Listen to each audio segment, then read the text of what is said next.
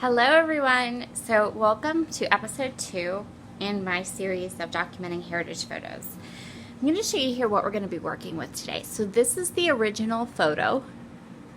Make sure we can get it zoomed in there.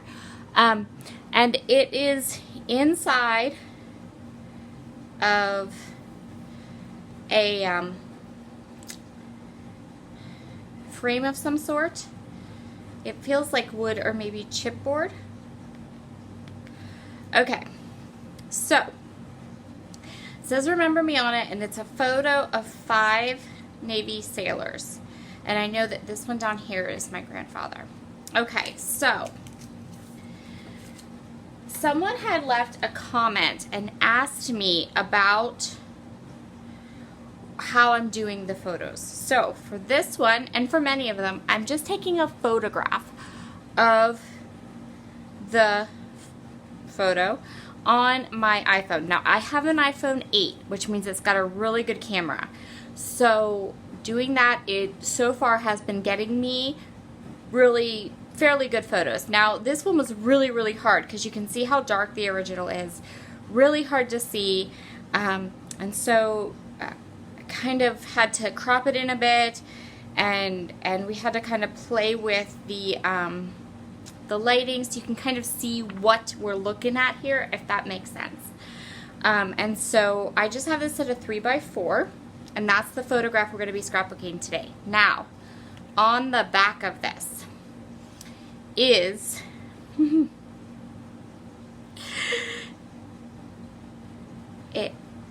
wording that tells me who is in the photo, but I don't know about you, but I cannot read this at all.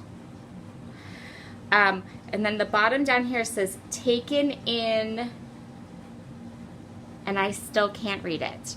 It looks like a G-E-N-E-V-E maybe.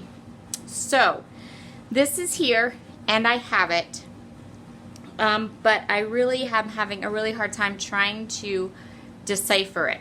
So, and even just to see who these men are. So they're all labeled, all the Navy men in the photo are labeled on the back, and maybe at some point I can come in here and know who all these people are. Maybe at some point I can get it to figure it out. I'm not sure.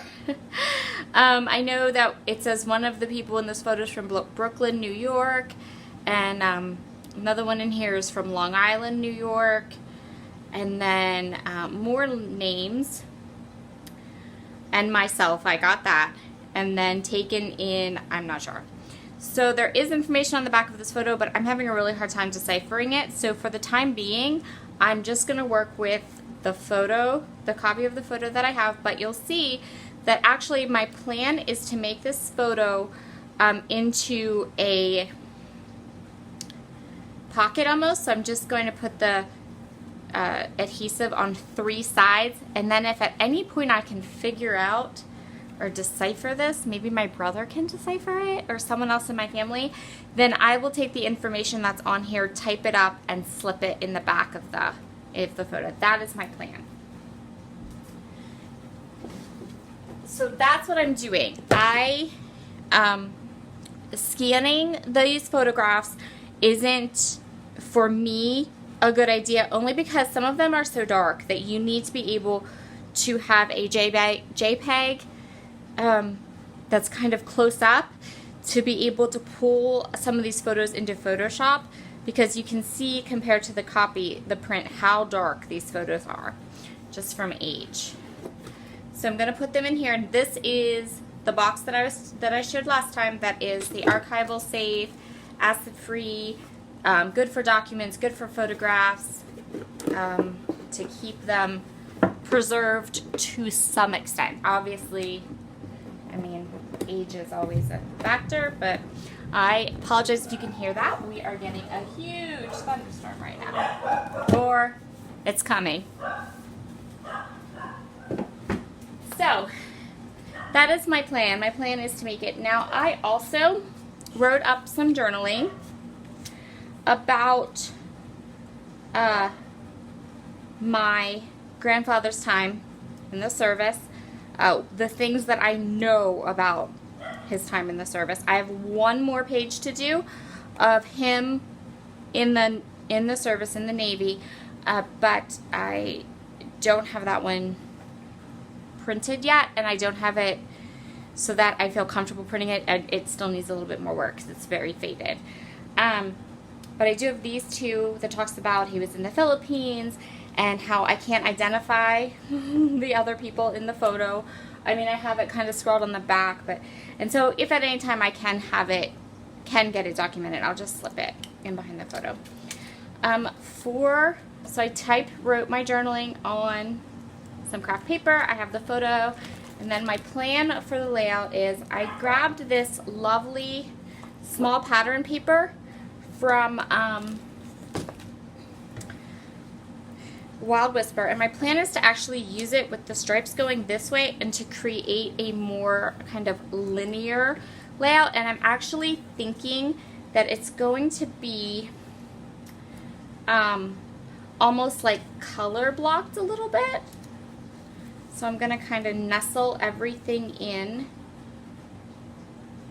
to an area and then kind of block it together. That's my plan. My idea is to use it almost like a color block. And then for some accent papers, I grabbed this Prima A4 paper pad from the Life and Time collection. I grabbed these wooden spools from Prima. I grabbed this little, this is some Kaisercraft wood veneers and some Tim Holtz Ideology metal numbers. And I'm going to look and see if I have the number 5 right here that I think I want to add to the layout.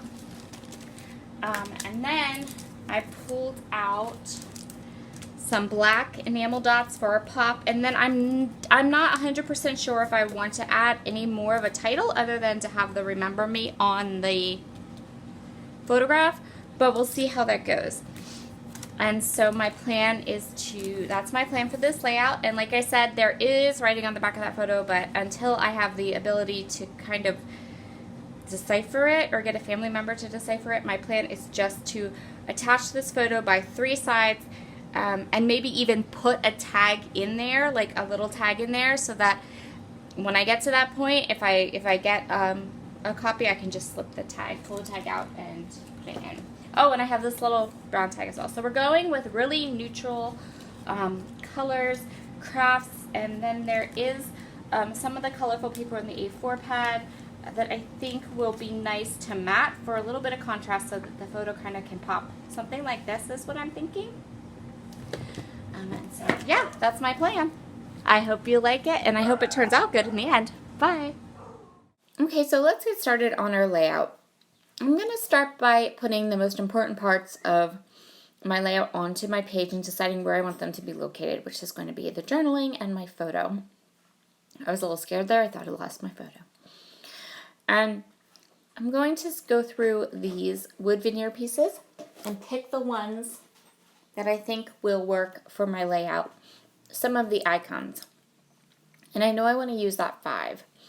And so I'm going to kind of choose the ones I want, and I'm going to flip through this paper pad and choose a couple of papers that I think will go with my layout, that I think would look nice with the photo and the story that I want to tell.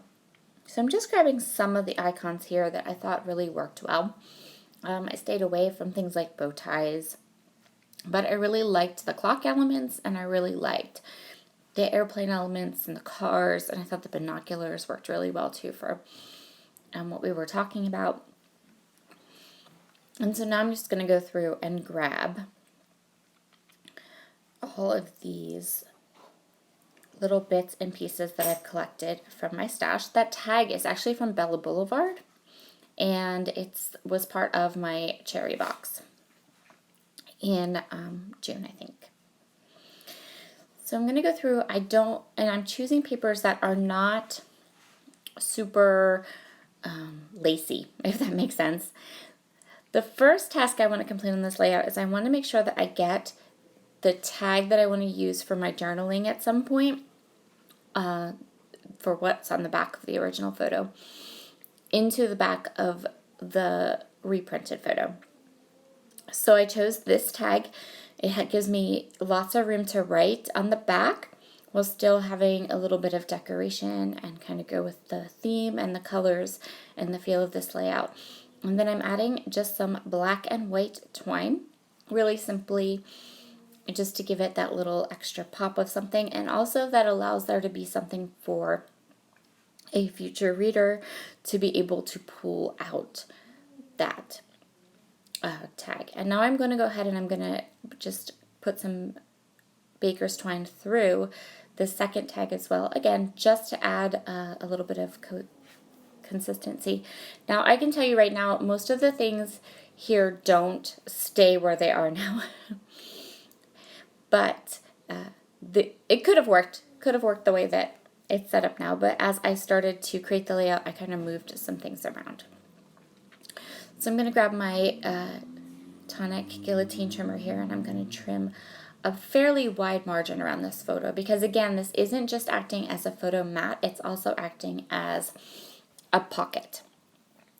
I want to make sure I have lots of room to be able to pull that tag in and out. So I'm going to put the tag on the back, and then I'm just going to take some Nouveau Deluxe adhesive, and I'm just putting a little tiny bit of adhesive around the edge of the photo mat and kind of swirling it around because I don't want it to, like parts where there were big blobs, I didn't want it to go ahead and smoosh inward towards the tag. I wanted it to stay at the outside. So I'm just making sure that I have clearance and that my tag will fit, and then I can go ahead and start with the other things. I did put the Nouveau adhesive just on the edges, so you can still pull the tag out, but I didn't want to have so much of the flowy. I wanted to keep the twine kind of stationary, if that makes sense at all. So I just adhered it to the front of the tag, so it will still pull out, pull in, and it's fine. I had a little bit of edge there that wanted to like pop up, and I didn't want that, so I just put a little adhesive there. Okay, now let's move on to the next most important part of this particular layout, and that would be the journaling. I didn't like how my journaling was kind of, I felt like it needed to be more grounded as part of the layout, so I'm just going to back it with this paper from the Prima pad that I pulled out, and one of the papers I chose that I thought would look nice with the feel of this layout. Okay, so I have those journaling spots settled in here, and what I'm trying to do now is I don't want there to be big gaps, but I also want to make sure that you can still take that tag out without it catching on anything. So in order to do that, I'm just tucking that journaling just a teeny tiny bit under the tag, so that you can still go ahead and grab the tag and pull it out. But I also just don't want there to be any big gaps. I felt like we're going for this feeling of having a collage or a collection of gathered elements on this layout, and I don't want to have any kind of big gaps. So I wanted to point out here that I don't really have a plan for this layout, other than I want to use all of these little bits and pieces and do something like a wonky grid or something like that, something kind of interesting and a bit different. And so I'm kind of just putting each thing down as I kind of come across it and decide where I really like it. I am going to put a title on my layout, and I'm just going to title this 5 Young Men, because there are the 5 sailors in the photo, and that was part of my journaling, was commenting on all of them, not just my grandfather.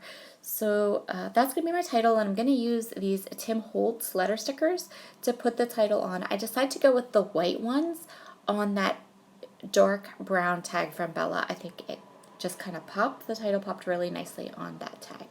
So I'm back in my own craft room again, and I'm still kind of playing with the lights, trying to get them so that they don't glare off of my glass media mat.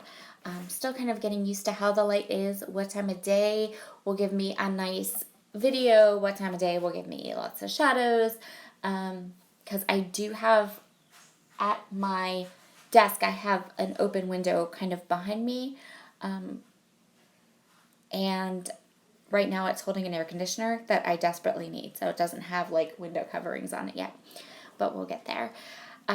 So now what I'm going to do is I really want those wood icons, but I feel like they're getting lost on my striped background. So what I'm going to do is I'm going to create, remember how I said I wanted like this color block look? And I still do. So what I'm going to do is I'm going to go ahead and place these icons kind of on a block of pattern paper so that they can kind of pop and they don't get lost onto that striped paper. Another bit of fussy cutting here. One of the papers in this Prima pad had this strip down the side of it, and I felt like that strip would really help to ground my layout. And I'm actually going to go ahead and use 2 of them. I'm going to start with this one at the top, but then I'm going to go ahead and put one at the bottom as well. And I used the opportunity to go ahead and add some staples to the end of that fussy cut piece. And I really like the addition of those staples, and I'm going to add them in another place on my layout as well. So the paper pad from Prima is A4, which means it's not 8.5 by 11, it's a little bigger, but it's still not quite 12 inches. So you can see there how that strip is a little bit short, but I didn't mind that because of the way it was decorated at the end. I felt like it was okay to be a little short, but then because it has that washi and it has the staples, it definitely like worked. And I'm gonna fussy cut a second one and flip it around and put it at the bottom of my page towards the end of the page, and you'll see that. I created this little cluster using a couple of the tags from the cut apart sheet, and then I also went ahead and stapled those together. And I'm just adding a little bit more glue. So there wasn't a lot of filming to show you with that little cluster. It was really easy to put together, and I just fussy cut it and added the twine.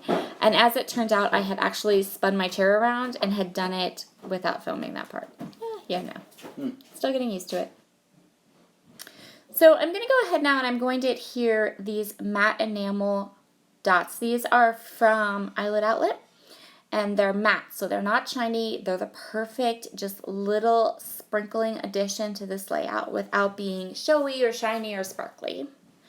So I'm going to look at the layout as a whole now, and this is where I decided I need that second border. So I have the one at the top, and I'm going to fussy cut this one. You can see how this border is on the side of the paper. The really nice thing about these Prima A4 pads is that there's like so many copies of the same patterns. So there's like 4 of these 3 or 4 sheets of each of the papers. So that is awesome because it means I can cut a second border out for the bottom of this. And I also am noticing that I want to fill in that gap on the right. So the journaling starts at the left and it goes all the way to the edge of the page, and I feel like I want to get another block of embellishments so that I'm closer to the edge of the page on the right side. And you can see here I'm adding those staples in again. So we have 3 areas where we have those staples. And actually I think we end up with 4 because so I cut a strip of paper from one of the offcuts because I just liked that area. It had a little bit of dark, it had a little bit of light. It gave some weight to that side that I was worried about not feeling finished.